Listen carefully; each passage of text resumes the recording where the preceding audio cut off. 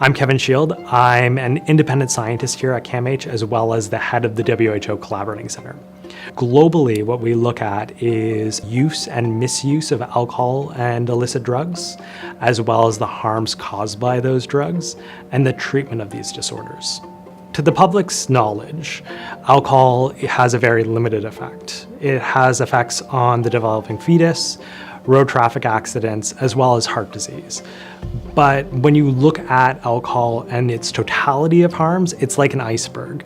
You see the most prevalent harms, so alcohol use disorders, but below that is the majority of the harms caused by alcohol consumption. And that's what our research does. It tries to quantify the unseen harms due to alcohol.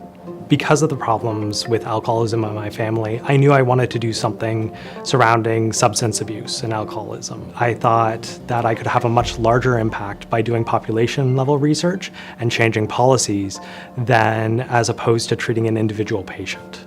What's going on with alcohol consumption at the population level in terms of the trends and the resulting harms caused by it at the population level? How do we reverse these trends and reduce the overall burden of alcohol and maximize health of Canadians? We do that through evaluating public health policies around the world.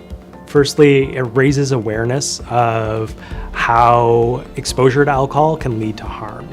But it also informs politicians and policymakers on how best to reduce that harm through cost-effective public health policies.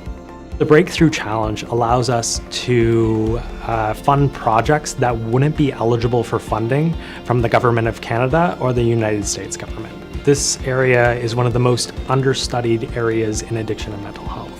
We know right now that alcohol is related to a lot of diseases, but we don't know how and by how much. So there's a really large need for how alcohol affects health and how genetics interplay between that. We don't know why some people develop diseases and why others don't, and we really need to get to the bottom of that to determine how best to treat the individual.